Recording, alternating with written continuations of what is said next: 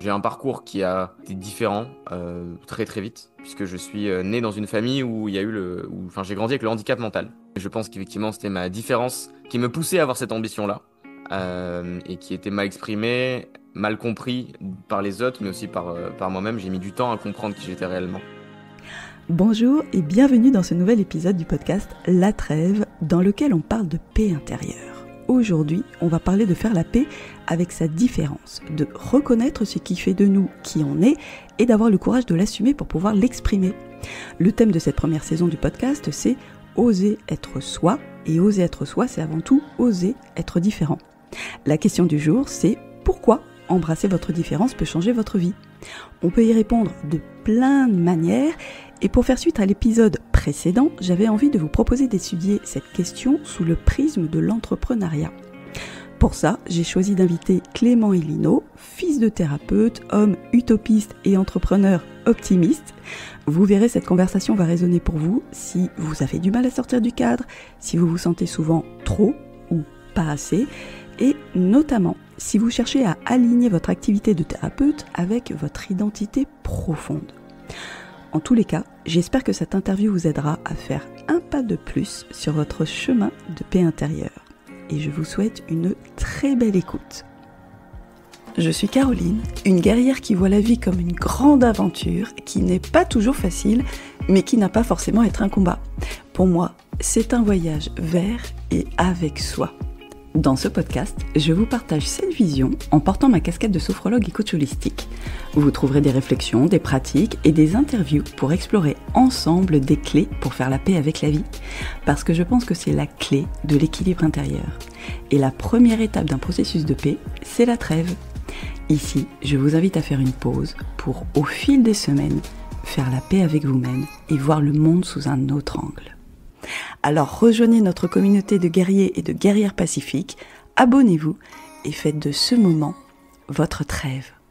Madame, bonjour. Bonjour Monsieur Clément. Vous allez bien, Madame Caroline? Ça va bien, merci, vous-même. Très très bien, très bien, en pleine forme, sous un soleil de plomb. Magnifique. Eh ben, c'est parti mon kiki. C'est parti, mon kiki. Je te laisse déjà, avant toute chose, te présenter, si c'est ok pour toi. Ok, bonjour, je m'appelle Clément, j'ai 23 ans, je suis un pur produit du sud de la France. Je suis actuellement entrepreneur, j'ai monté ma propre activité où j'accompagne les thérapeutes dans le lancement et le développement de leur activité. Et quand je suis pas entrepreneur, je suis un jeune homme optimiste, altruiste, généreux, mais aussi extrêmement impatient. Et parfois impertinent. Mais ça, c'est un peu, on va dire, le défaut d'une qualité qui s'appelle l'ambition. Et Hmm. parfois, l'ambition, elle s'exprime de la mauvaise façon. Et c'est notamment ce qui a, on va dire, jonché mon parcours au fil de ma. L'ambition, c'est ce que tu Ouais, mettras en avant c'est l'ambition, l'expression de slash... l'ambition, je mettrais, qui a été un vrai point de complexité dans ma jeunesse, parce que souvent incompris, souvent différent Ok. et mal exprimé. Donc j'ai mis un peu de temps à réussir à exprimer mon ambition de la bonne façon pour que ce soit perçu par les autres comme de l'ambition et pas comme de l'arrogance ou de l'impertinence. Notamment en rapport avec les adultes. Euh, D'accord. je suis un petit adulte, un grand enfant, mais aussi un grand adulte et un petit enfant. C'est-à-dire que ça, voilà, il y a un peu des deux T'es profils. un enfulte. Je suis un enfulte, c'est exactement ça. Et depuis tout petit. Ça veut dire que quand j'étais petit, j'avais tendance à rester à la table des adultes plutôt qu'aller jouer avec les enfants, parce que les conversations des adultes m'intéressaient. Du coup, voilà, et donc j'exprimais mon ambition aux adultes, puis j'exprimais la même ambition aux enfants. Et du coup, il y avait un petit décalage de compréhension. Et forcément, ça m'a valu parfois des remarques désobligeantes, mais Mhm. après coup, peut-être justifiées. Mais du coup, tu dis c'est ton ambition qui était mal exprimée. Est-ce que c'est ton ambition qui était mal exprimée ou ta différence? Et oui, Ah, et subtil. subtil, mais je pense qu'effectivement, c'était ma différence qui me poussait à avoir cette ambition-là, et qui était mal exprimée, mal compris par les autres, mais aussi par moi-même. J'ai mis du temps à comprendre qui j'étais réellement. Donc oui, c'est clairement, j'ai un parcours qui a été différent très très vite, puisque je suis né dans une famille où il y a eu enfin, j'ai grandi avec le handicap mental de Mhm. ma tante, donc qui est la sœur de ma mère, qui était atteinte de trisomie 21. Donc en fait, je suis né dans un monde d'handicapés puisque ma tante était dans des associations et mes grands-parents, je suis très très proche de mes grands-parents. J'ai grandi presque avec eux, autant avec eux qu'avec mes parents. parce que mes parents travaillaient beaucoup. Donc j'ai grandi avec ma tante comme une grande sœur. Et du coup, tous les mercredis après-midi, elle avait natation. J'étais avec elle, avec des handicapés. Le week-end, mes grands-parents avaient la chance d'avoir une maison, donc ils faisaient des fêtes avec des handicapés. J'ai participé à toutes les compétitions, etc. Donc de tout petit, j'ai grandi avec les différences comme banalité, on va dire. Mais ça m'a construit d'une certaine façon, qui est une façon où l'humain, le respect, l'amour des autres m'a rythmé le quotidien, en fait, hein, parce que surtout dans la trisomie 21, en fait, les gens ne s'expriment pas, mais parlent le langage de l'amour. Et du coup, j'ai longtemps évolué dans cette ambiance, on va dire. Et ça m'a... Mais du coup, pour toi, la différence, c'était ta normalité. Oui. Du coup, quand et comment tu as pris conscience ou tu t'es senti différent? Ah, ça arrivait beaucoup plus tard. Déjà, j'ai appris que ma tante était trisomique peut-être à l'âge de 11 ans. Pour donner Ok. à quel point la différence est une banalité, c'est que je me souviendrai toujours de cette discussion-là. Je partais de chez mes grands-parents avec mes parents, on était dans la voiture. On était exactement à l'entrée du lotissement de mes grands-parents pour être... J'ai ce souvenir gravé. Et ma mère qui dit, mais vous avez jamais remarqué que Lolo était différente? Et moi, je dis si, elle est malentendante parce qu'elle a eu un accident, elle avait des appareils auditifs. Ma mère qui dit oui, mais il n'y a pas que ça. Et en fait, j'ai appris ce que c'était le handicap ce soir-là. Donc je devais avoir honnêtement 10 ou 11 ans. Donc Hmm, pendant 10 11 ans, j'étais dans une banalité de grandir entouré d'handicapés. Pour moi, c'était juste normal. Donc hmm. ça, c'était la première étape de prise de conscience. Mais j'en ai réellement... C'est venu beaucoup plus tard. C'est venu 15 16 ans où vraiment le cerveau a commencé à se modeler d'une différente façon, où il y a eu des Ok. centres d'intérêt qui se sont un peu... enfin, il y a eu vraiment... Enfin, les premières bêtises, on va dire, 15 16 ans au début du lycée, où on a les copains qui commencent à boire, à fumer, et puis on se rend compte que nous, c'est pas du tout ça qui nous convient. Nous, c'est les conversations profondes. C'est l'humain qui nous intéresse plus que les bêtises. Et à ce moment-là, j'ai compris que j'étais différent, mais il m'a fallu À quelques... l'adolescence. Ouais, la fin de l'adolescence. Ok. Il y a eu un peu un différentiel. Puis même, enfin, là, il y a d'autres choses qui me reviennent. En différence, j'ai fait ma puberté très très tôt. J'ai fait ma puberté en CM2, ce qui est très jeune pour un garçon. C'est-à-dire que j'avais des poils sous les bras en CM2. Hmm. Et en plus, je faisais du basket, donc j'étais tout le temps en débardeur. Donc on voyait mes poils et ah, oh, ah. Et c'est là où j'ai aussi, enfin, et c'est bête, hein, mais ça a mis du temps à, hum, à émerger. Mais pareil, 15 16 ans, d'un coup, je me suis pris une vague de, mais en fait, t'es différent, mon grand. Commencer à reconstituer un puzzle assez naturel de ma relation avec les professeurs, ma relation avec les adultes, ma relation avec le Hmm. handicap. En fait, je dirais même que c'est au décès de ma tante, hein. C'était en 2018, donc j'avais 17 ans. Et je pense que c'est là aussi où j'ai compris la différence. Où il y a eu une Hmm. prise de conscience de ça y est, cette époque-là est finie. Qu'est-ce qui se passe vis-à-vis des. Il y a eu comme un choc émotionnel, je pense, et c'est là où j'ai vraiment compris ma différence.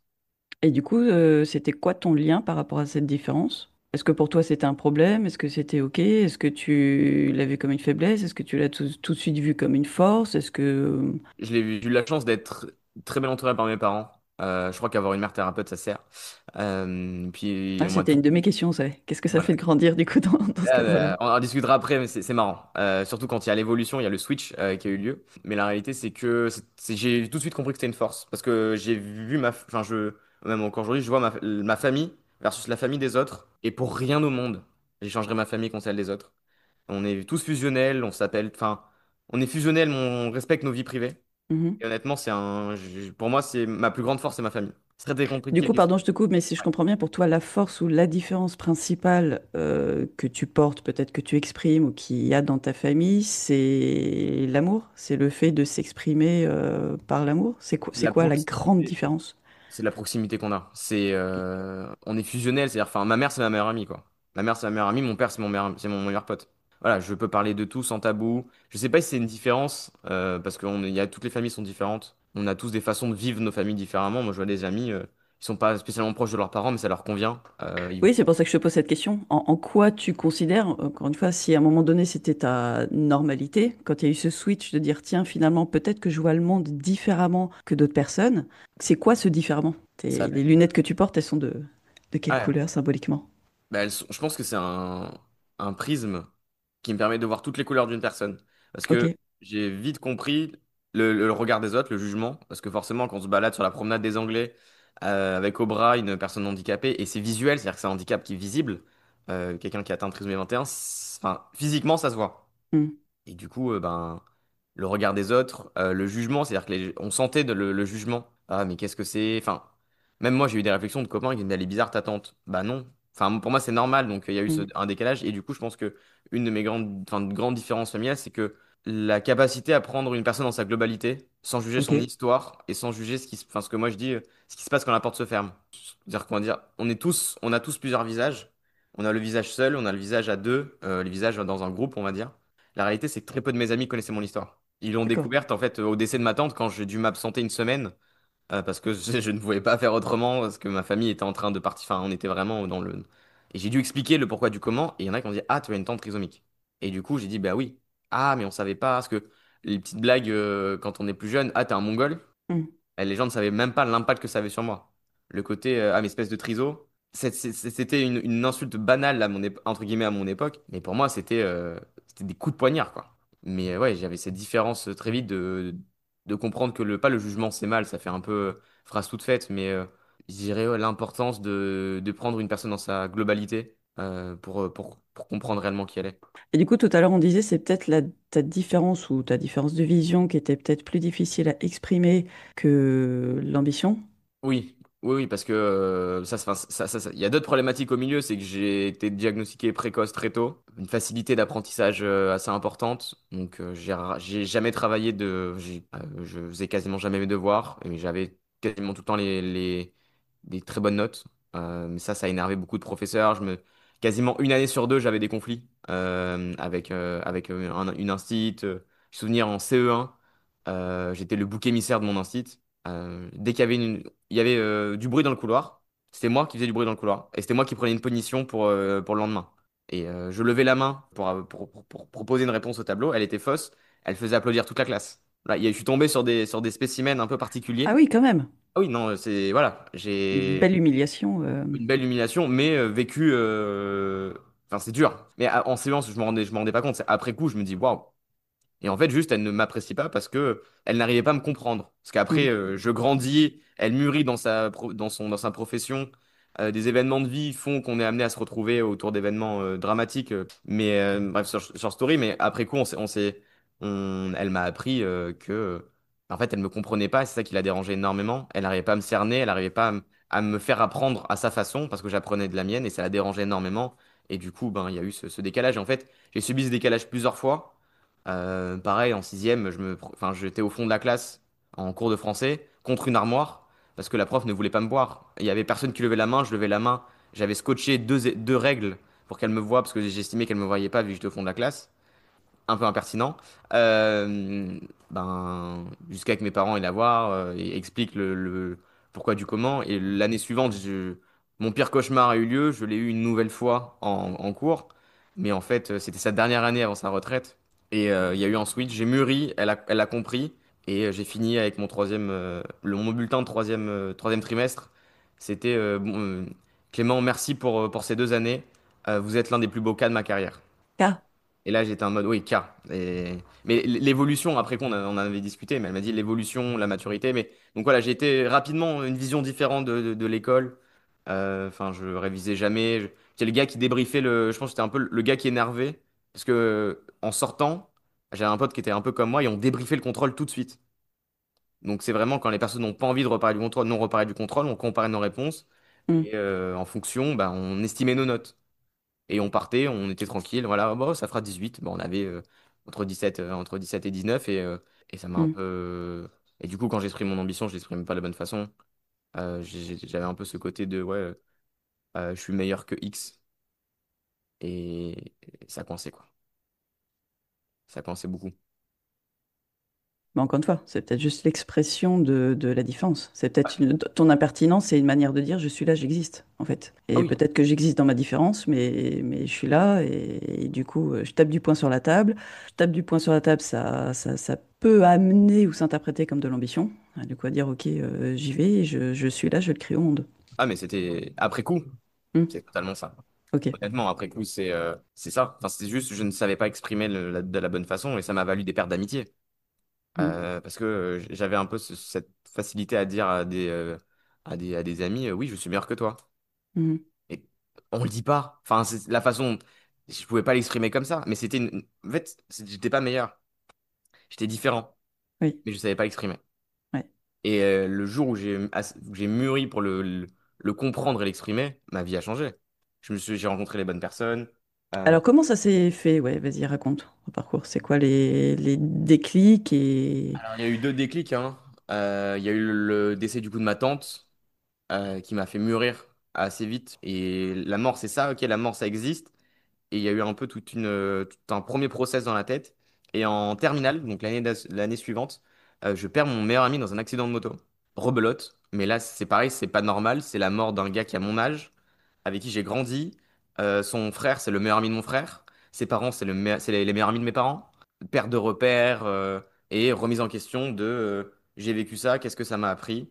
Et là, j'ai dit, ok, en fait, je suis complètement différent. Et allez, c'est time to shine, mais à ma façon. Et c'est là où vraiment ma différence, j'ai exprimé différemment.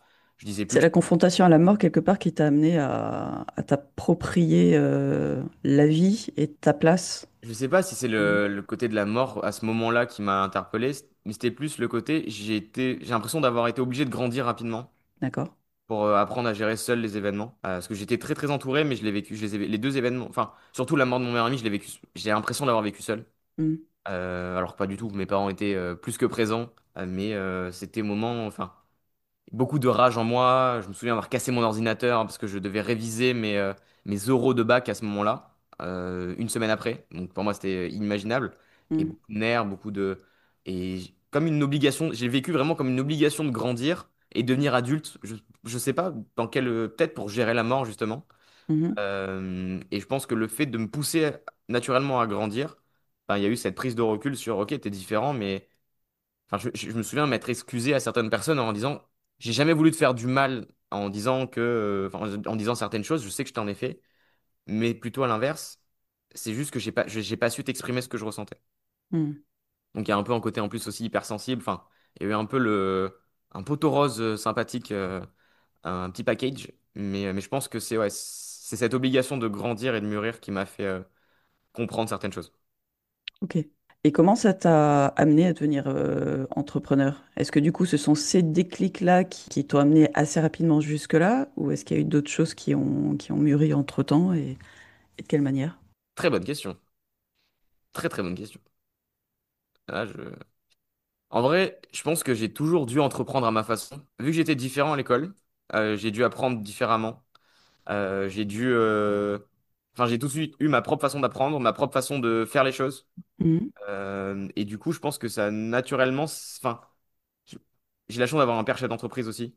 Donc, D'accord. j'ai goûté aux problématiques Qu'est-ce de. qu'il fait, par curiosité? Alors, mon père est Comme- directeur général d'usine de traitement de déchets dangereux et industriels. D'accord. Donc, alors, mon père, c'est compliqué, il est intrapreneur. En fait, il est directeur général, il est responsable juridique, etc. Enfin, comme si tu étais entrepreneur, sauf que tu as un salaire, vu qu'il est salarié du groupe Veolia. Entrepreneur avec la sécurité, en gros. Hmm. Parce que quoi qu'il se passe, tu as un salaire qui tombe tous les mois, même si tu fais zéro de résultat. Ok. Donc, c'est. Et ta mère, elle est thérapeute? Ma mère n'est Ça a pas toujours... thérapeute toujours. Non. Elle était directrice commerciale dans le médical, D'accord. dans les soins palliatifs à domicile. Et en 2000, vers 2015, je crois, c'est plus possible. C'est plus possible de voir des gens mourir. Il faut faire autre chose.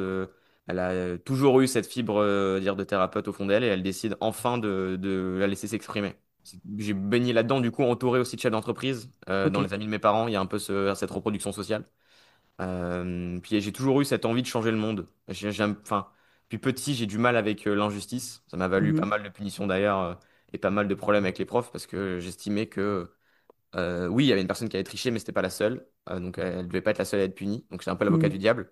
Mais voilà, donc toujours cette injustice un peu sur la vie, sur vouloir rendre le monde meilleur, etc. Et en fait, plus je grandissais, plus je me rendais compte que le salariat allait être compliqué, allait me limiter dans cette variable d'action. Et quand bien même, je me suis dit que j'adorais ma liberté de penser, ma liberté d'agir, et que quand on mettait tout ça bout à bout, il n'y avait qu'une seule solution, ben, c'est d'entreprendre. Ok. Mais j'ai toujours su que je voulais entreprendre, mais je m'étais pas dit je vais jamais signer de CDI de ma vie, quoi. Mhm.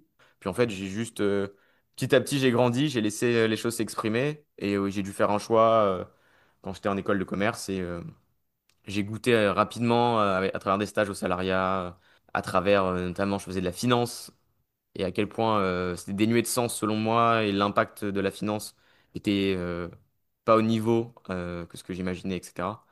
Je pouvais pas changer, enfin si, je pouvais changer la vie des gens avec la finance, mais pas au plus profond. Et pas de souci, hein, j'adorais faire ça. En plus, j'étais pas mauvais, mais non, il me manquait la liberté, il me manquait le. Bah, l'héritage, du coup, ce que Oui. j'entends dans ce que tu dis, c'est qu'il y a deux grandes valeurs qui te drive, comme on dit. C'est que finalement, dans ce choix d'entrepreneuriat, ça te permet justement de garder la liberté d'exprimer ta différence Ouais. et le fait de poser ou de laisser, alors on peut appeler ça héritage, transmission, mais avec tes mots, ce côté un peu, je change le monde, ou en tout cas, je pose une Oui. patte quelque part, quoi.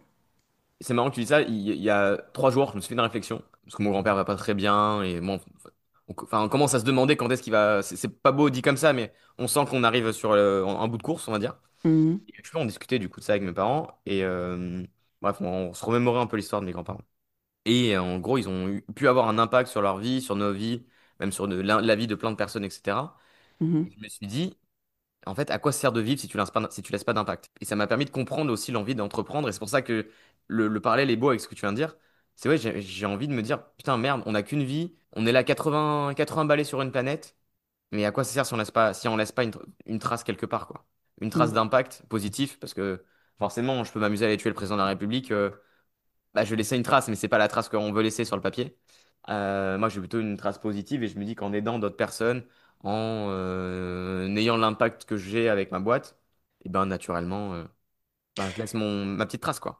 Et du coup, c'est quoi la trace que tu veux laisser? Parce que du coup, tu as choisi de laisser une trace auprès des thérapeutes Ouais, spécifiquement. ouais. La trace que je veux laisser, c'est que même si on a des parcours différents, en fait, c'est marrant, même si on a des parcours différents, on peut avoir un impact et aider les gens. Et au contraire, c'est cette différence-là qui va aider les gens. Et c'est d'ailleurs ce que je mets en avant avec mes thérapeutes. Je pense qu'on en discutera après. C'est-à-dire que souvent on dit qu'on est tous uniques, mais je pense que je préfère dire qu'on est tous différents. Mhm, Ça veut dire la même chose, mais c'est plus simple d'exprimer une différence que d'exprimer une unicité sur le mhm. papier. Mais Et t'as ouais, dit, on peut en parler après, mais on peut en parler maintenant, hein. oui, oui, on peut en Euh, parler maintenant. Oui, non, je suis convaincu que c'est cette différence-là. Les thérapeutes ont un profil différent et unique, mais surtout différent. Et parce que les thérapeutes, en fait, la meilleure façon d'aider les autres, c'est de raconter leur histoire de vie et de se servir de leur propre histoire pour aider les autres. Et, et en gros, ce qui différencie ben, toi d'une autre thérapeute, ça va être quoi? Ça va être ce que toi tu as vécu, ton histoire, qu'est-ce que ton histoire t'a appris, qu'est-ce que ton histoire t'a permis de comprendre, de ne pas comprendre aussi parfois. mhm, Je suis convaincu que c'est de cette façon-là qu'on va toucher les bonnes personnes et qu'on va aider les bonnes personnes. Enfin, ma façon d'aider les thérapeutes, c'est pas de leur faire gagner 10 000 € par mois.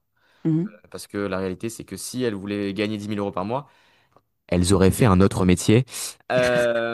Parce que c'est un métier très compliqué où tu gagnes pas 10 000 € tout de suite, où tu peux, mais c'est très très compliqué, ça demande beaucoup de travail, d'expérience. Enfin, c'est un autre sujet, on va dire, à traiter. Alors que tu peux aider les bonnes personnes et un peu avoir cette satisfaction de te dire, OK, j'ai dans ma vie, tu vois, par exemple, je prends l'exemple de ma mère, elle est spécialisée dans les aides d'enfants. Aujourd'hui, elle a dû aider peut-être 50, la naissance de 50 bébés. Mhm. Et ça peut paraître peu, mais c'est énorme. C'est-à-dire que si on met 50 bébés dans une salle, ça commence à faire du monde. Ça fait beaucoup de bruit en plus. C'est beaucoup de couches à changer. Mais il y a ce côté où, merde, quoi. Enfin, c'est votre histoire qui va laisser un impact. C'est votre histoire qui va aider les autres. Et une fois qu'on comprend ça, qu'on arrive à bien l'exprimer, à bien la montrer, ça demande beaucoup de courage parce qu'il faut montrer ses faiblesses, il faut montrer son histoire, il faut montrer qu'on a des blessures, parfois qui saignent encore.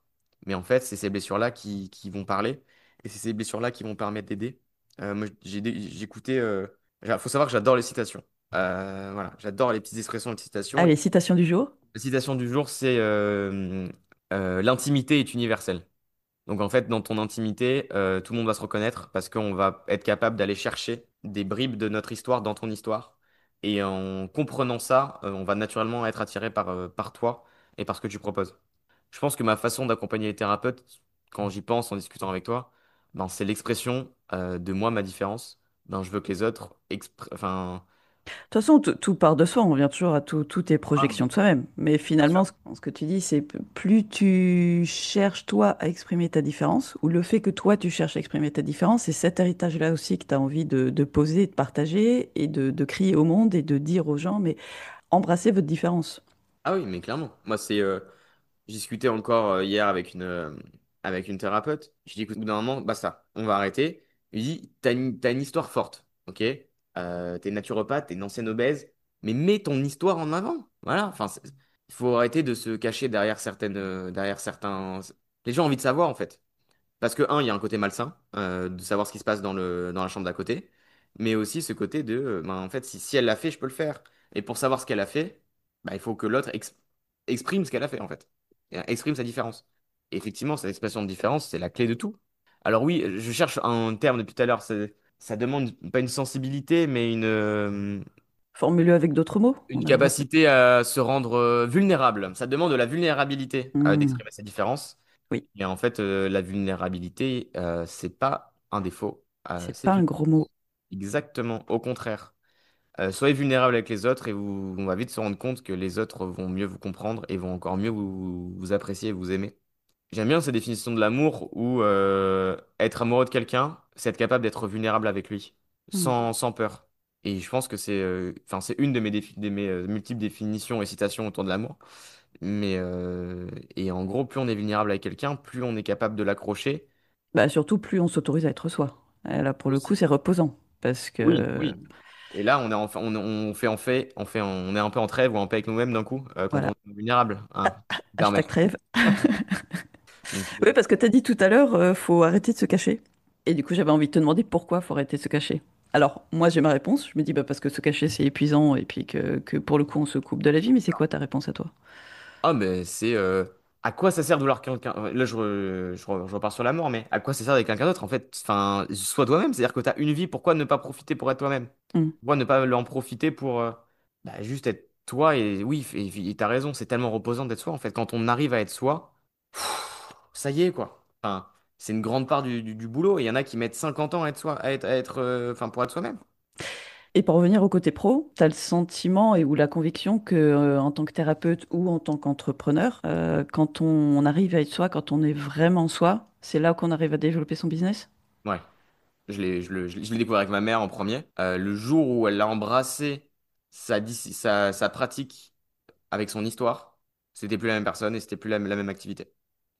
Donc je pense que quand Ok. tu arrives vraiment à être toi-même, enfin, tu pourras jamais être toi-même au maximum parce que tu as une posture en tant que thérapeute à avoir. Hmm. Si tu es vulnérable et que tu es sensible et que tu as une cliente qui te raconte une histoire, tu vas pas t'effondrer avec elle. Mhm. Parce que tu as besoin de cette posture-là.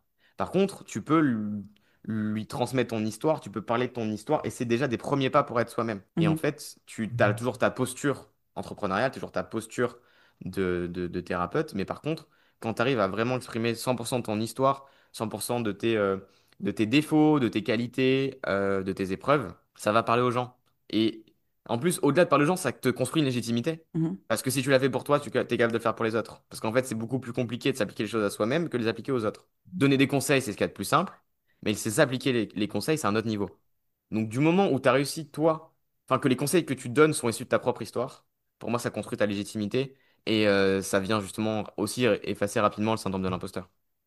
Oui, parce que je pense qu'il y a un switch important à poser, à intégrer quand on est thérapeute. C'est que souvent, quand on fait ce choix-là, alors moi, c'est mon avis, d'autant plus quand c'est dans le cas d'une reconversion, Ouais, qu'il y a du coup ce syndrome de l'imposteur.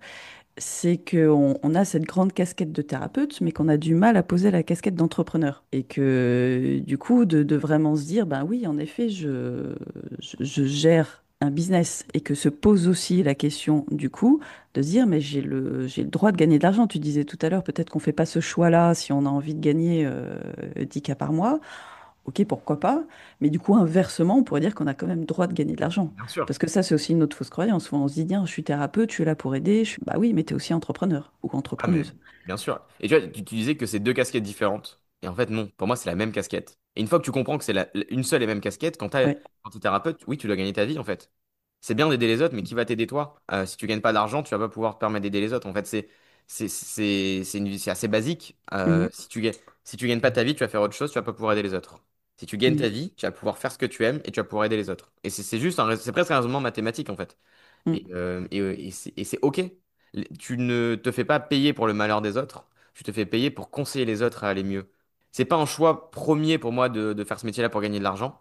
La réalité, c'est que tu fais le choix de la liberté, tu fais le choix d'aider les autres, mais deux combinés ne t'empêchent pas de gagner de l'argent. Au contraire. Au contraire. Et puis, il y a aussi ce côté de quelle est la valeur que tu mets dans ton travail, en fait, si t'es pas payé. Oui. Aucune. C'est-à-dire que ce que tu fais ne vaut rien. Pourquoi toi, tu as choisi d'aider les thérapeutes? Pourquoi pas d'autres Bah, il y a un peu personnes? j'ai vu ma mère galérer. Je suis très proche de ma mère. Et je l'ai vu galérer. J'ai vu mon rythme de vie diminuer. Parce que pour être très transparent, je suis passé de partir tous les étés au Club Med 2 semaines à ne plus partir en vacances. Parce que quand on passe de deux salaires de cadre dirigeant à un salaire de cadre dirigeant, sauf qu'en même temps, il y a un truc qui s'appelle les études. Mm. Avec mon frère, on a eu l'immense intelligence de faire des études payantes, hein, des écoles privées. Donc il a fallu bien nous payer des études et on a la chance d'avoir nos parents qui nous ont énormément accompagnés là-dedans. Alors, j'ai vu ça, et je me dis, c'est pas normal pour un aussi beau métier de galérer autant. Ok. Il y a d'autres très beaux métiers, mais pour Mhm. moi, je dis souvent, thérapeute, c'est un des deux plus beaux métiers du monde, sachant que le deuxième métier le plus beau du monde, c'est celui de maman. Donc, faut savoir il y a deux personnes, la plupart du temps, bah, vous avez ces deux métiers, hein, on va pas se mentir. Et papa aussi, c'est un beau métier, mais je l'ai pas encore goûté. C'est ce côté où tu as le droit d'être payé quand tu es thérapeute, quoi. Merde, enfin, tu fais le plus beau métier du monde, t'aides des gens à aller mieux. Est-ce qu'un médecin, est pas payé? En l'occurrence, je connais très peu de médecins qui ont du mal à finir les fins de mois. Voilà. Et ok, et c'est ok en fait. Je préfère que le chirurgien cardiaque gagne 80 000 balles par mois. J'ai aucun souci avec ça. Au contraire, donnez-lui, mettez-lui un zéro, il sauve des vies. Mais la réalité, c'est que quand t'es thérapeute, tu sauves aussi des vies. Différemment, parce que tu rentres pas dans le corps de la personne, mais tu rentres dans sa tête. Et en fait, qu'est-ce qui rythme tout dans un corps? C'est la tête. C'est les émotions. C'est apprendre à se connaître. Et une fois que tu apprends à te connaître et que tu as cette capacité-là, tu peux tout affronter. Donc, à mon sens, vous sauvez des vies et vous devez être rémunéré à ce titre-là. Mm. Donc ton message, j'allais dire sous-jacent ou profond, c'est vous avez le droit d'être là, vous avez le droit d'exister, et puis en Bien sûr. plus vous faites un très beau métier, donc vous avez le droit de gagner de l'argent, et pour pouvoir gagner de l'argent, eh ben, ça passe par vraiment embrasser votre différence. Oui, clairement. Embrassez votre différence. Après, il y a d'autres trucs qui sont vraiment, on va dire, des compétences business. Mais pour moi, c'est la base de tout. Ouais. Si tu n'embrasses pas ta différence, de toute façon, ok, tu vas monter quelque chose qui peut fonctionner, hein, je dis pas le contraire. Mais il est où le plaisir? Mm. Surtout que la réalité, c'est quand t'es thérapeute, tout le monde. Enfin, t'as pas d'horaire en fait. Parce que la nuit, tu te réveilles, t'as des idées. Tu dis, ah merde, j'aurais peut-être pu dire ça à telle cliente. Ou tu limites presque, tu prépares la séance la veille au soir à 20 h en train devant la télé, devant Netflix. Enfin, c'est comme quand t'es entrepreneur, c'est la même chose, t'as pas de limite d'horaire. Mm. Et la réalité, c'est que ben, le métier est compliqué. Mais si tu arrives à embrasser ta différence le plus tôt possible et à prendre du plaisir dans ce que tu entreprends, y trouver ton compte et être aligné avec toi, bah après, entre guillemets, c'est juste mettre en place des routines, de la discipline, de la motivation, de la résilience, etc. Mais pour moi, tu as déjà un socle d'activité et le reste, ça se travaille. Quelle est ou quelles sont, on Oui. peut dire comme ça, du coup ça m'est pensé, la problématique que tu vois le plus souvent? Est-ce qu'il y a vraiment une problématique récurrente? Est-ce que, entre guillemets, tous les thérapeutes ont ce point-là? Ou pour le coup, bah, vu que tout le monde est différent, tout le monde a des problématiques différentes? Non, 80% des problématiques sont les mêmes. Les 20%, ça dépend des profils. T'es en conversion, t'es pas en conversion. Parfois, c'est des blocages perso. Hmm. Mais si une des plus grandes problématiques, ben, tu l'as dit tout à l'heure, hein, enfin, je ne peux pas gagner d'argent avec ce métier. Ok. Et après, il y a un vrai gros syndrome de l'imposteur. Qui je suis pour aider les autres? C'est lié avec, parfois, je manque de compétences. Moi, c'est un théorème que j'aime bien, enfin, qu'il y a chez les thérapeutes, c'est la formation infinie. C'est toujours vouloir se former, se former, se former, parce que c'est Et important de se rajoute une corde à former. mon arc. Exactement, mais au bout d'un moment, c'est plus un arc, enfin, c'est une guitare, donc il y a assez de cordes, ok? Donc là, c'est bon. Il est temps de jouer de la musique. Mais ouais, il y a ce côté un peu syndrome de l'imposteur qui nourrit plein d'autres problématiques derrière.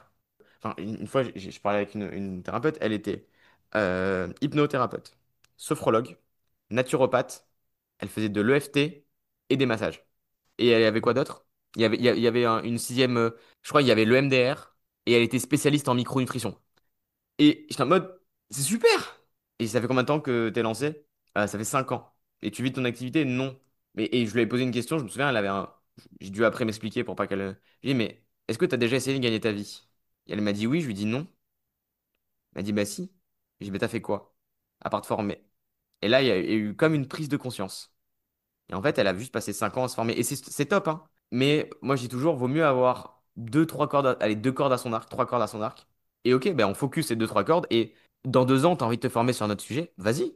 C'est une problématique qui est un peu, on va dire, particulière parce que tu as ce côté où ça te rassure. Voilà, ça te rassure de faire des formations, ça te rassure, ça te met un peu du plomb dans l'aile, dire, mais maintenant, je suis capable, je suis légitime. Ben oui, mais je te garantis que tu l'étais avant. Juste que tu t'es pas donné la chance de. Ou t'as pas compris comment te laisser la chance de. Hmm. Et ça, Donc la grande problématique, c'est le syndrome de l'imposteur? c'est une des grandes problématiques. Ok. Avec le fait de pas être capable de gagner de l'argent. Et après, il y a ce côté où vous êtes mignonne, vous êtes gentil, parfois trop. C'est compliqué parfois de se faire violence quand on Ok. est thérapeute, je trouve. Ah, là, je mets les pieds dans le plat. C'est pas beau. Vas-y, vas-y, on Mais, est là mais, aussi pour ça. mais j'y vais. Euh, Là, tu vas à contre-courant, en effet, d'autres personnes ou d'autres courants qui disent, faut rester voilà. bienveillant envers soi-même. Toi, Oui, tu non, dis, mais ok, et c'est c'est bien la important. bienveillance, mais il y a un moment donné, stop. Exactement. Ou c'est stop. Ou Ouais, c'est stop. Oui, non. Ok, je suis d'accord. Mais arrête. Voilà, moi j'ai déjà eu des discussions, enfin je me souviens de discussions t'es musclées avec ma. entrepreneuse, quoi. Mais c'est ça, c'est un peu, ok, au bout d'un moment, tu dois avoir cette posture. Tu vois, oui, mais non, je suis pas capable. C'est stop. C'est bien d'être bienveillant, d'avoir de la bienveillance envers soi-même, mais au bout d'un moment, fais-toi légèrement violent sur ce sujet-là, et tu vas comprendre que de l'autre côté de cette toute petite violence envers toi-même, il y a un franc succès. Hmm. Et c'est dans ce moment-là où parfois il y a un peu trop de bienveillance envers vous-même, parce qu'on peut tomber facilement dans le monde des bisounours. Mhm. Et je suis le premier à y être, hein. Moi, je dis que je suis un utopiste optimiste. Voilà. Un optimiste utopiste, pardon. Ah oui, d'ailleurs, je t'ai pas posé la question Tu tout vois? à l'heure de quel type de guerrier de la vie es-tu? Ah, je T'es suis. un guerrier utopiste optimiste? Ouais, mais 100%. C'est 100%. Moi, je rêve d'un monde où on se fait tous des câlins et tous des bisous, tu vois. Mais j'ai pas de problème à le dire. Et je me souviens de relations que j'avais où on me disait, mais toi, tu vis au pays des bisounours. Hmm. Eh ben ouais. Et c'est trop bien. Et c'est trop bien, alors. Je fais une petite parenthèse pour les curieux et les curieuses. Si vous avez envie de découvrir l'archétype qui vous reflète le mieux, vous pouvez faire le test sur mon site harmonie-3c.fr. Quel type de guerrier-guerrière de la vie êtes-vous? Je vous mets le lien en description, c'est un quiz gratuit, simple et ludique qui vous propose une nouvelle grille de lecture sur votre personnalité, vos motivations et votre talon d'Achille. Vous pourrez également découvrir des exemples de personnes célèbres ayant le profil le plus proche du vôtre. Ça permet souvent de se sentir un peu moins seul. Et puis, surtout, ce test vous donnera une idée de la plus petite action que vous pouvez poser dès aujourd'hui pour amener du changement dans votre vie et un peu plus d'harmonie. Voilà pour la parenthèse, revenons à notre épisode du jour. Mais du coup, t'es trop dans le monde des bisounours, donc tu laisses passer autre sujet. Et c'est là où j'ai compris que la bienveillance, c'est bien, mais ça a ses limites. Ouais, j'allais dire, là on touche justement à la thématique du positionnement des limites. Exactement, exactement. Et, tu vois, et aussi les limites des thérapeutes, parfois il n'y en a pas. Je connais des thérapeutes qui ont presque fait du bénévolat pendant des mois avec des personnes. Hmm. Parce qu'elles n'osaient pas se faire payer, parce que non, mais le non mais. Le non mais quelque chose de bienveillant. Oui, je suis d'accord. Mais au bout d'un moment, c'est stop. Oui, mais je vais perdre cette cliente. Et cette cliente, c'est pas grave. Parce qu'en fait, ça n'a jamais été ta cliente. Et du moment où elle ne te paye pas, c'est pas ta cliente, en fait. Voilà. Mais c'est dans à ce niveau-là que je dis que souvent, les thérapeutes sont trop gentils. Ok. Et c'est une bonne chose, hein. Vaut mieux être gentil qu'être trop méchante, sur le papier. Et surtout dans un métier où c'est l'humain en milieu. Mais ça fait encore une fois lien avec la différence, parce que du coup, ce que tu leur dis, c'est affirmez-vous. Oui, Violence, bah, pour le coup, c'est peut-être un mot qui est difficile à entendre pour les thérapeutes. Peut-être poser plus le mot d'affirmation. oui, Ok. oui, effectivement, oui, il y a le côté affirmation qui est plus bienveillant, du coup, à dire. Mais tu vois, le côté. Après, je trouve que la violence a du positif. Attention dans ce que je viens de dire, il faut pas isoler cette phrase. Mais moi, je suis un féru de discipline. C'est-à-dire que j'ai beaucoup de sport à côté de ce que je fais. Et j'ai compris que ce qui différenciait une personne qui réussit d'une personne qui ne réussit pas, c'est à quel point il y en a une qui a plus de discipline que l'autre. Ok. Mathématiquement, si tu ne fais que essayer, Il y a un moment où ça va fonctionner. Souvent, on prend l'exemple de Mark Zuckerberg. Le gars a créé Facebook. Déjà, à la base, ce qu'il créait, c'était pas Facebook. Parce qu'en gros, il a créé presque la première application de rencontre. Mark Mhm. Zuckerberg. Enfin, très peu de personnes le savent, mais avant que Facebook existe, le gars, il sort d'un date infructueux. Il comprend qu'il peut créer un algorithme qui permet d'élire les plus belles filles d'Harvard. Du Mhm. coup, ce qui se passe, c'est qu'il pirate la base de données d'Harvard, il sort toutes les photos des filles, il les met, et en gros, t'as deux photos, tu dois choisir qui est la plus belle. Et t'as un classement qui sort. Ce qui est terrible, mais ça part de ça. Et sauf qu'après, ils ont compris qu'avec la base de données d'Harvard, ils pouvaient exploiter et créer des liens entre les personnes. Et c'est devenu Facebook. Mais même avant d'avoir cet algorithme-là, le gars, il a tenté des dizaines de projets. Sauf qu'on n'en a jamais entendu parler. Et il a juste tellement essayé, et c'était un génie, qu'au bout d'un moment, ça a pris. Et c'est même pas son idée primaire qui a appris, c'est une idée secondaire qui est venue plus tard. Voilà. Mhm. Et souvent, c'est le côté discipline qui peut manquer aux thérapeutes, parce que ben, tu as une horloge dans ta tête, parce que tu as une horloge sur ton compte en banque, parce que tu as envie que ça fonctionne, parce que tu as... Bah, tu parles de discipline, mais moi ce que j'entends plus, c'est le fait de passer à l'action. Oui, mais les deux sont étroitement liés. Ok. Parce que passer à l'action, c'est bien, c'est une première étape, mais passer à l'action tous les jours, tout le temps, c'est une autre étape. Il y a des jours où t'as pas envie, il y a des jours où ça fonctionne, des jours où ça fonctionne pas. Oui, d'accord. La Et, discipline dans le sens de tenir et maintenir une action de manière constante, c'est-à-dire que même si régulière. tu fais 1%, il y a un peu la loi des 1%, c'est pareil, c'est une phrase un peu toute faite, mais si tu fais 1% tous les jours, ben tu dépasses des montagnes. Voilà. Moi, pour faire un parallèle sportif, l'été dernier, grosse crise existentielle. J'ai perdu ma grand-mère, rupture amoureuse. Je suis vide. Mhm. Je suis vide de qui je suis. Je suis un peu perdu. Je monte une boîte en même temps. Je suis loin de ma famille. Je me retrouve seul. Je perds confiance en moi. Et en gros, ben, il y a eu un peu un déclic de me dire non, tu vas pas rester comme ça. Et j'ai regardé ce qui pouvait motiver. Et c'était un peu la période running. Et là, je me dis, ah, allez, t'aimes les défis, tu vas te lancer un défi. Je regarde les courses et tout. Et je me dis, ah tiens, il y a le marathon à Nice. Clément, t'as jamais couru. Je suis un bon sportif de base. J'ai une bonne base sportive. Je fais beaucoup de sport quand j'étais plus jeune. Enfin, plus jeune. J'ai toujours fait du sport. Mais j'ai jamais apprécié courir. J'allais courir 2 semaines avant mes reprises de saison au basket pour éviter de vomir au premier entraînement. En gros, c'était un peu ça mon objectif. Et là, je me suis dit, ok, ben, je vais m'inscrire au marathon. Et du coup, à ce moment-là, j'étais blessé. Enfin, j'avais pas les bonnes chaussures. J'avais des problèmes de tendinite, etc. à soigner. Je me suis fait soigner, etc. Et j'ai fait 3 mois de préparation en partant d'une base, on va dire, pas zéro, mais base un pour être capable de courir 42 km le 3 novembre. Et en fait, j'ai compris au fil de mes entraînements qu'en mettant un pas devant l'autre, littéralement, parce que courir, c'est littéralement mettre un pied devant Mhm. l'autre, ben, on allait juste progresser et on pouvait atteindre des résultats qui, ne serait-ce que 3 mois avant, nous paraissaient ben, impossibles. Tu vas apprendre à te connaître parfois en te faisant mal. Moi, c'est ce que. Alors, ça, c'est ma vision un peu extrême, hein. La préparation au marathon, j'ai souffert. Enfin, quand Mhm. en week-end, tu dois courir 35 km, c'est de la violence, mais dans cette violence, t'apprends tes limites, t'apprends à te connaître, t'apprends à te faire mal. Et en fait, dans cet apprentissage à te faire mal, à te faire violence, bah, tu vas plus facilement, enfin, tu vas progresser assez facilement sur des sujets. Mais attention à pas tomber du coup dans l'exigence, donc dans l'extrême de tu ne seras jamais content ou que jamais contente parce que tu veux constamment progresser, constamment te faire violence. Et là, Ouais, moi, c'est le t'as truc renversé le que modèle. j'essaye ou que j'aimerais bien casser dans le côté dev perso, ça, sur grand livre, sur la meilleure version de soi. Tu seras tout le temps insatisfait, en fait, si tu te dis ça.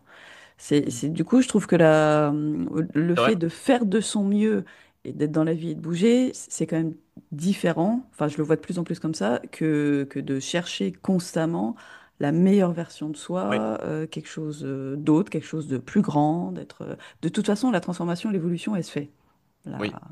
Mais plante, tu elle vois, pousse. j'ai un peu une image, c'est quand un papillon sort de son cocon, la première chose qu'il fait, c'est qu'il regarde. Je sais pas si t'as déjà vu des vidéos d'un papillon qui Mhm. sort.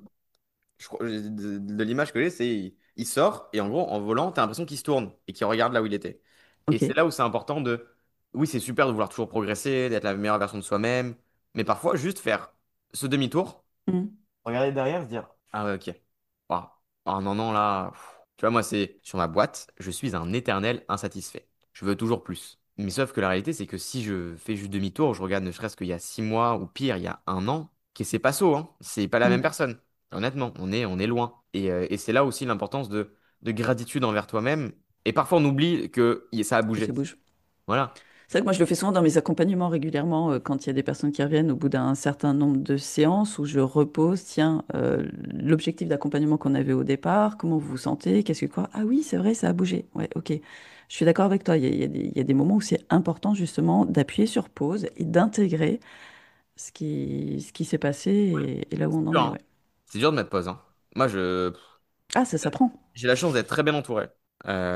J'ai très peu d'amis, mais j'ai des super amis et j'ai une famille extraordinaire. Et c'est eux, la plupart du temps, qui me permettent d'avoir ce recul. Seul, je Mhm, l'ai pas. Et c'est pour ça que c'est aussi important d'être bien entouré, mhm, parce que on a un peu ce syndrome de... On n'arrive pas à se voir dans le miroir, tu vois. On n'arrive pas à mhm, voir notre évolution dans le miroir parce que nous, on se voit tous les jours. Et tu vois, et c'est souvent ce que j'explique aux thérapeutes, c'est, OK, t'es pas satisfaite de l'endroit où tu es actuellement, et c'est super parce que ça va te donner la motivation d'avancer, mais juste, on fait une pause, viens, on se tourne, et regarde tout le chemin que tu as derrière toi, et regarde déjà tout ce que tu as accompli.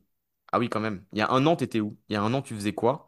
Il y a un an, à quel point tu étais moins professionnel? Il y a un an, à quel point tu gagnais moins d'argent? Il y a un an, à quel point tu n'étais pas aligné avec toi-même. Et quand tu mets tout ça, tu te dis, putain, j'ai déjà fait beaucoup. Imagine maintenant, si tu vas juste que 2 fois plus vite que ce que tu as fait en un an, imagine où tu peux aller. Et ça demande de la discipline. discipline. Voilà. Et donc, quand tu mets tout ça bout à bout, bah, en fait, tu découvres une méthode qui est humaine, parce que dans la discipline, ça peut vite devenir déshumanisant. Mhm, Tu vois, oui, je me lève à 5 heures tous les matins, je fais une demi-heure de sport, une demi-heure de méditation, mais en fait, au milieu, t'es maman, tu dois gérer la gastro ou la varicelle de ton gamin, ta gamine, ben, tu peux pas te permettre d'avoir une discipline trop stricte non plus. Mais par mhm. contre, juste avoir une discipline professionnelle de peu importe qu'il pleuve, qu'il neige, que tu sois fatigué, pas fatigué, tu fais ton poste, tu recontactes un client, tu fais une action, quoi. Une. Même si Mhm. c'est une, tu le fais. Et tu verras qu'il y a des jours où tu vas en faire qu'une. Il y a des jours, en fait, où tu seras pris par l'engouement, par la motivation, tu vas en faire 10. Et Et ça, c'est je pense que c'est important à garder en tête aussi, oui, qu'il y a cette idée de discipline, mais de s'accorder de la flexibilité. Parce que c'est vrai que moi, j'ai un peu cette idée ou cette croyance, définition de discipline, c'est de se dire, bah, si je me dis que je fais 10 actions tous les jours, je vais tenir mes 10 actions tous les jours vraiment à donf. Se dire, bah non, c'est juste vraiment la régularité, l'implication, l'engagement, tout en restant à l'écoute de soi. Exactement. Et c'est compliqué. Moi, alors, au début, j'étais dans l'extrême. Dans la discipline de c'est 100% ou rien. Mm, Et après, en fait, j'ai compris que je suis descendu. J'ai fait un peu vers le bas, petit à petit. Tu vois, ma réflexion, et en gros, je suis tombé, non, vaut mieux faire 1% tous les jours que de faire 100, 0, 100, 0, 100, 0. Parce que naturellement, ton 1% va devenir 2, puis 3, puis 4. Et naturellement, ton 1% de l'année prochaine, ça sera ton 10% d'aujourd'hui. Donc, tu mhm, auras progressé. Parce mhm, que ces micro-actions, bah, c'est un peu, d'ailleurs, c'est un livre que je conseille. Ça s'appelle l'effet cumulé. Et en gros, bah, ça t'apprend que chaque effort que tu vas faire tous les jours ben, va te servir à un moment donné dans ta vie. Donc, tu vois, mais pour moi, la discipline, ça devrait être une matière à l'école. mm. Comme la connaissance de soi, parce que ça amène, tu vois, à la différence. À quel point on doit apprendre à l'école à se connaître. Là, je suis complètement d'accord. Il y a des années, j'étais tombée sur une conférence TED, TEDx, tu sais, de Kevin Finel, qui est directeur de l'Arche, hypnothérapeute, et qui, du coup, disait dans sa conférence, on devrait avoir des cours de cerveau à l'école. Bien Et sûr. ça m'avait mais tellement impacté à ce moment-là. Je me dis, mais oui, mais c'est tellement vrai.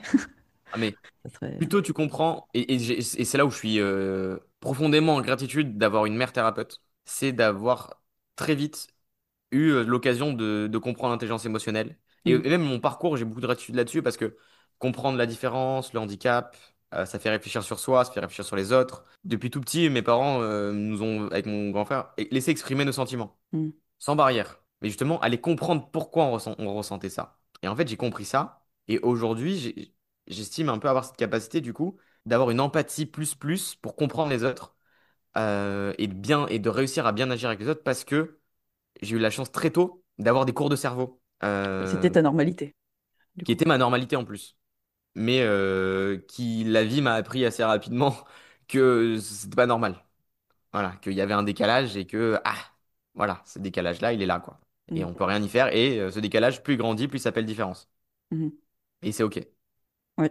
La Du coup, différence. on revient sur est-ce que tu partages l'héritage que tu déposes au monde et au thérapeute? On disait tout à l'heure que tu proposes une formation, mais c'est une formation pratique, c'est pas la énième formation de je rajoute une corde à mon Exactement. arc. Est-ce que tu peux situer ou resituer du coup qu'est-ce que tu proposes? Ok, bah ça, en plus, ça tombe bien parce que ça vient d'évoluer. Parce qu'aujourd'hui, j'ai chance de pouvoir être entouré d'une équipe qui est aussi extraordinaire. Mais en gros, aujourd'hui, ça a évolué. Pourquoi? Parce que bah, ça fait 2 ans, quasiment 2 ans que je fais ce que je fais.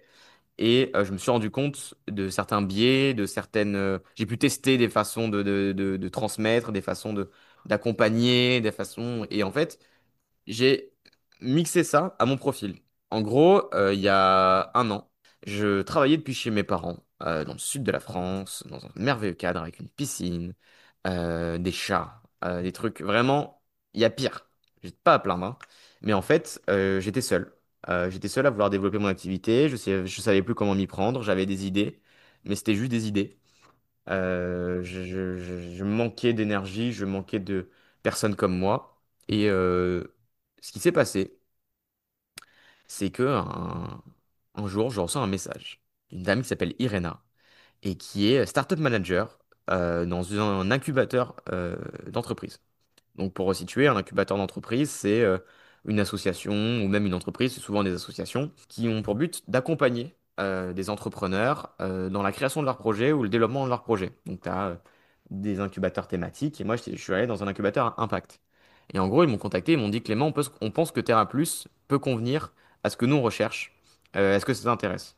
Pourquoi pas? Je me suis intéressé, j'ai contacté des Petit personnes. détail, tu étais en quel statut? Micro-entreprise? À ce moment-là, j'étais encore en auto-entreprise. Ok. Pour remettre dans le contexte du coup d'un incubateur d'entreprise, c'est quoi? C'est un, une association, un collectif, on va dire, qui met à disposition des compétences, des connaissances, un réseau, une communauté, des collègues de travail et un cadre de travail.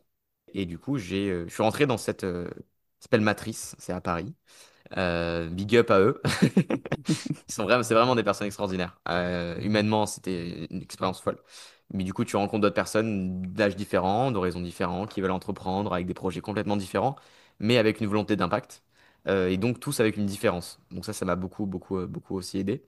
Hmm. Et en fait, j'ai compris pendant ces 6 mois, à travers de la formation, des ateliers, de l'intelligence collective, de l'aide de la communauté, ben, l'importance de la posture, l'importance de développer un business à sa façon, de l'alignement. Ça m'a donné plus d'énergie, plus de discipline. Enfin, ça m'a apporté en fait tout ce qui me manquait. Et du moment où je suis rentré, et je suis sorti, j'ai triplé mon chiffre d'affaires. Et j'étais en mode, ok, c'est pas mal.